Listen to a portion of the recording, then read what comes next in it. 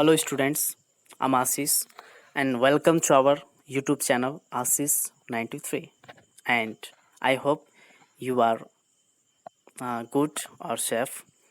So if you are new on this channel, please subscribe this channel because of I give you a complete course of 100 marks English and 100 marks Hindi together with PDF.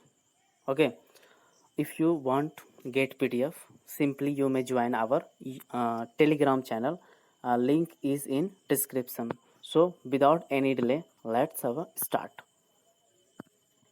So you are watching I Have a Dream, which has composed or written by Martin Luther King Jr. So first line this is summary.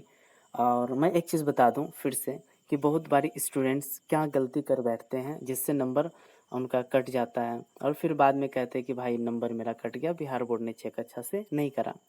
तो पहला गलती ये करते हैं कि जैसे कि मैंने यहाँ देखिए ये लगा है, ये जरूरी चीज़ है कि उस लेटर को आप इन्वर्टेड कॉमा में आप बंद कर दीजिए, क्योंकि ये मैन तो यही है, आई हैव अ ड्रीम, पूरे चैप्टर में से मैन तो ये है।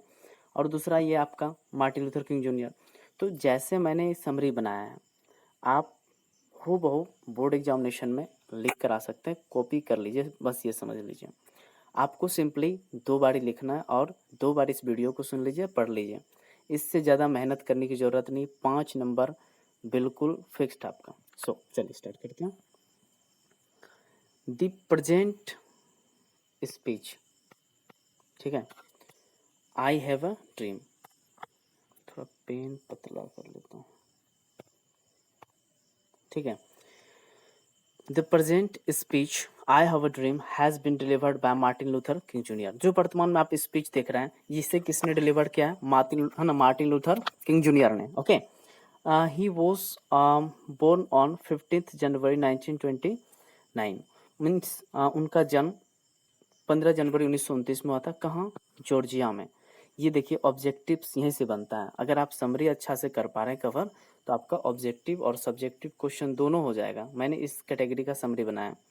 एंड डाइड ऑन 4 अप्रैल 1968, और उनका मृत्यु 4 अप्रैल 1968 को होता है इन मेम्स, ठीक है।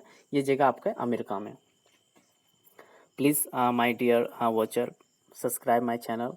एंड आपसे एक छोटा सा रिक्वेस्ट है कि प्लीज़ अपने एक दोस्त को आप बोलिए कि भाई सब्सक्राइब करिए, क्योंकि जैसे मेरा कंप्लीट हो जाता है सब्सक्रिप्शंस, मैं आपको लाइव आकर दूंगा और हूबहू आपको पता चलेगा। अभी थोड़ा सा है क्या कि शॉर्ट बना रहा हूँ वीडियो, उस टाइम होगा कि बिल्कुल मैं कंप्लीट ही दूँ आपको, समझिएगा। He was a peace minister by civil right activities in his early career. मतलब अपने अर्ली करियर में क्या थे, सिविल राइट एक्टिविटीज़ थे, वो पीस मिनिस्टर थे। मतलब उनको बोला जाता है जो अपने ट्रेनिंग के दौरान ही काम करते हैं। ही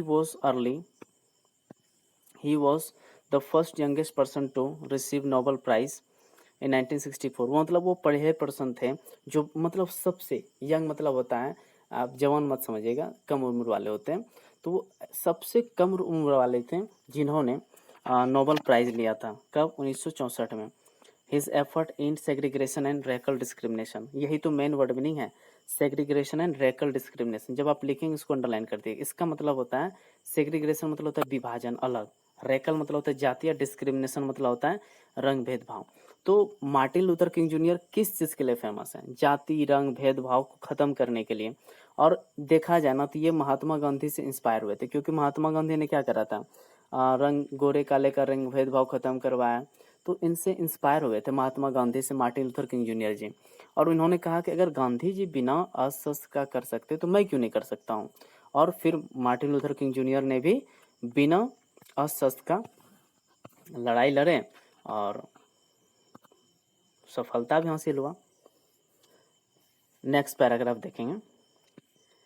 in this speech he talked about necrose. It means इस स्पीच में वो किसके बारे में बात करते हैं? नेक्रोज के बारे में बात करते हैं। कम्युनिटी मतलब होता है समुदाय। One day he crossed Alabama state which was free from racial and discrimination between blacks and whites। It means कि एक बार क्या होता है ना कि वो अलाबामा से होकर गुजर रहे होते हैं, तभी वो देखते हैं अरे भाई ये तो बिल्कुल गोरे काले का रंग भेदभाव इसमें है ही नहीं, सब फ्री रह रहे हैं। परंतु हमारे जॉर्जिया में ऐसा क्यों है, मिम्स में ऐसा क्यों है? तो इन्होंने सपना देखा कि यार मेरा भी जो स्टेट है ना वो फ्री होना चाहिए गोरे काले का रंग भेदभाव से, है ना, नहीं होना चाहिए ऐसा। तो उसी दिन उन्होंने कहा क्या, therefore he took an oath that I have dream. उसी दिन उन्होंने शपथ लिया कि आई हैव अ ड्रीम, मेरा एक सपना है, विच वॉज डिलीवर ऑन 28 अगस्त 1968, जिसे उन्होंने अपने एक भाषण में डिलीवर किया था और कहा था कि मेरा एक सपना है। कहाँ पे उन्होंने कहा था इस स्पीच को, है ना, लिंकन मेमोरियल इन वॉशिंगटन डीसी। ये अमेरिका को हम लोग शॉर्टकट में वॉशिंगटन, है ना, डीसी के नाम से जानते हैं। आई होप कि आपको समझ आ रही होगी। अगर आपको थोड़ा सा लगता है कि सर मुझे कुछ इम्प्रूवमेंट करनी चाहिए, आप कमेंट में लिखिए, आई विल डू। मैं आप सभी का कमेंट पढ़ता हूँ।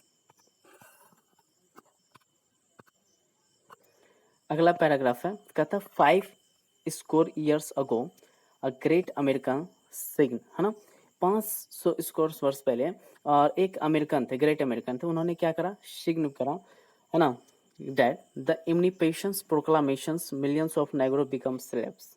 मीन्स इम्निपेशन प्रोक्लामेशन, इम्निपेशंस का मतलब होता है घोषणा, है ना, घोषणा पत्र, प्रोक्लामेशन मतलब होता है किसी भी चीज को साबित कर हम बता देना कि भाई आपके लिए है। तो नेग्रोज जो है, नेग्रो मतलब होते हैं काले लोग, ठीक है, जो अमेरिका के जो लोग हैं, साउथ अफ्रीका के लोग, उनके लिए यूज किया गया है। और उनको क्या कर लिया गया था, स्लेव्स बना लिया गया था, कहने का मतलब गुलाम बना लिया।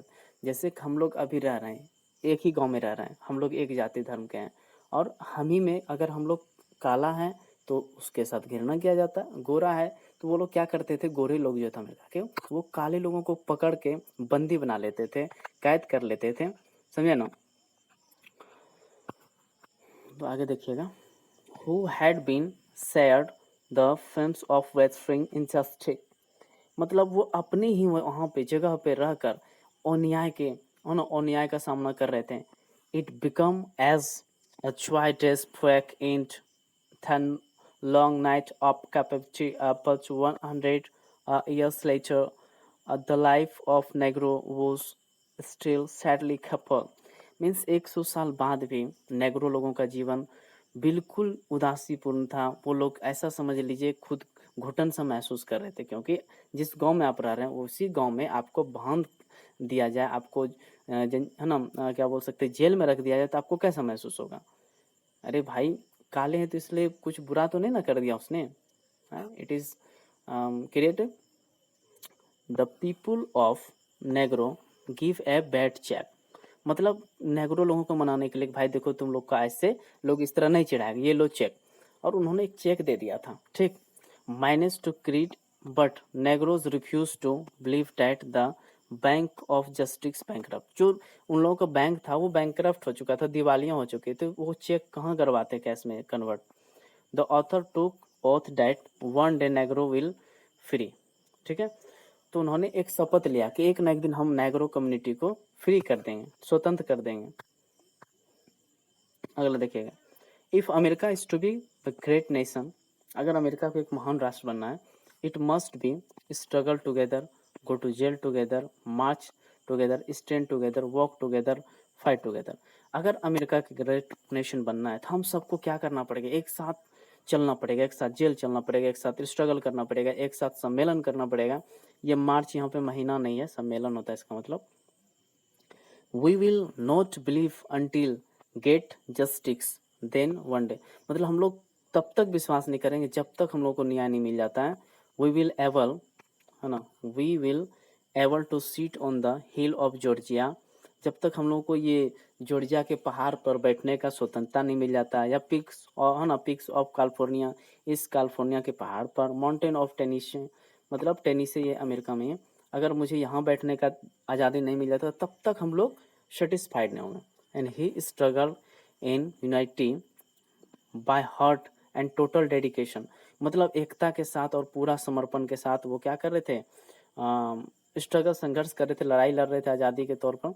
There four they free one day and they thank God almighty, और एक दिन वो स्वतंत्र हो गए और उन्होंने कहा थैंक गॉड एलामिटी। ठीक है, तो आपको मैं चैप्टर्स का मैं लाइन बाय लाइन पढ़ाऊंगा तो और भी अच्छा समझ में आएगा। तब तक के लिए धन्यवाद। अच्छा, आप यहाँ देख रहे हैं contact numbers, call, WhatsApp, Telegram join कर लीजिए और अच्छा फैसिलिटी मिलेगा आपको। Thank you.